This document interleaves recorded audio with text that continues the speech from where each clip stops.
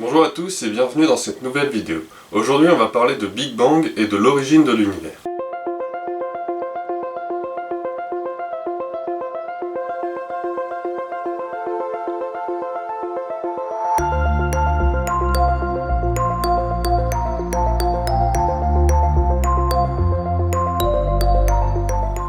Pour un créationniste, la question de l'origine de l'univers est facile à répondre. Dans la Bible, Dieu nous indique comment il a créé l'univers. Par contre, beaucoup de gens considèrent qu'une création surnaturelle n'est pas possible à cause d'une vision naturaliste. Le naturalisme considère que rien ne peut exister en dehors de la nature et que l'univers est uniquement régi par les lois de la nature et que ce sont ces lois de la nature qui sont à l'origine de l'univers. Mais est-ce que ce raisonnement est valable? Si on réfléchit, pas vraiment. Si je prends par exemple une lampe torche, elle fonctionne via la conversion d'énergie électrique en lumière. Mais est-ce que cette lampe torche a été créée par la conversion d'énergie électrique en lumière? Non, elle a été créée par d'autres processus. Et c'est la même chose pour l'univers. C'est pas parce que l'univers est régi par les lois de la nature que ces mêmes lois de la nature sont à l'origine de l'univers. Certains chrétiens considèrent que Dieu a utilisé les processus naturels dont le Big Bang pour créer l'univers, et donc ils sont d'accord avec les astronomes athées pour ce qui est de la formation des étoiles et des planètes sur des milliards d'années, à la seule exception que Dieu en est l'origine. Sauf que le modèle du Big Bang va à l'encontre de ce qui est écrit dans la Bible. Dans la Bible, Dieu a créé l'univers en 6 jours, alors que dans le modèle du Big Bang, l'univers a été créé sur des milliards d'années. Ensuite, dans le modèle du Big Bang, les étoiles sont apparues des milliards d'années avant la Terre, alors que dans la Bible, les étoiles sont apparues le 4e jour, alors que la Terre était présente dès le 1er jour. Et ensuite, dans la Bible, la Terre est apparue recouverte d'eau, alors que dans le modèle du Big Bang, la Terre, quand elle s'est formée, était une boule de roche en fusion. Mais il y a également un autre élément que les gens ont tendance à ne pas prendre en considération, c'est que le modèle du Big Bang n'est pas seulement censé parler de notre passé, mais également de notre supposé futur.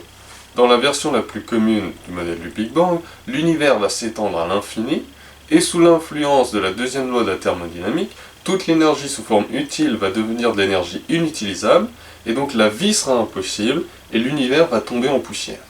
Alors ça va à l'encontre de ce qui est écrit dans la Bible, puisque la Bible parle de résurrection, de jugement et de paradis. Maintenant que j'ai abordé les éléments un peu plus théologiques du modèle du Big Bang, je vais me pencher sur les aspects plus scientifiques, et je vais prendre 3 exemples d'éléments scientifiques qui posent problème dans le modèle du Big Bang, mais sachez qu'il y en a bien d'autres. Le premier problème est l'absence de monopôle. Tout le monde sait ce que c'est un aimant et qu'il possède 2 pôles, un pôle nord et un pôle sud. Eh bien, un monopôle est une particule massive théorique qui se comporte comme un aimant mais qui ne possède qu'un seul pôle, ou un pôle nord ou un pôle sud. Eh bien, pour les physiciens, les conditions de haute température lors du Big Bang auraient dû générer ce genre de monopôle, et comme ils sont supposés stables, eh bien on devrait pouvoir en détecter encore aujourd'hui. Sauf que, pour l'instant, on n'a jamais détecté ce genre de particules. Ce qui laisse à supposer que l'univers n'a jamais été aussi chaud, ce qui est un problème pour le Big Bang, puisque dans le modèle, l'univers à un moment était particulièrement chaud, alors que pour les créationnistes, l'univers n'a jamais été aussi chaud, ce qui ne pose pas du tout de problème. Le deuxième problème est celui de l'antimatière. Alors je ne vais pas rentrer dans les détails physiques de l'antimatière.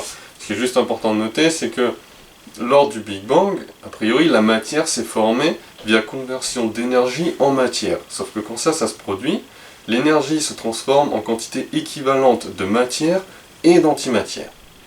Ce qui voudrait dire que le Big Bang aurait dû produire les mêmes quantités de matière et d'antimatière.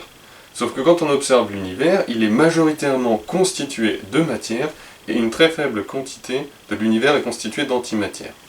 Et en plus, la matière et l'antimatière ont tendance à s'annihiler pour redonner de l'énergie, et donc si vous avez les mêmes quantités de matière et d'antimatière, l'univers passerait son temps à osciller entre énergie qui se transforme en matière et antimatière qui s'annihile pour redonner de l'énergie, et donc l'univers tel qu'on le connaît ne pourrait pas exister, la vie ne serait pas possible. Le troisième problème est l'absence d'étoiles de population 3. Le Big Bang n'est supposé que générer les 3 éléments les plus légers, à savoir hydrogène, hélium et lithium. Donc ça laisse tous les autres éléments à produire. Eh bien, on suppose que ces éléments plus lourds ont été produits via la fusion nucléaire au cœur des étoiles.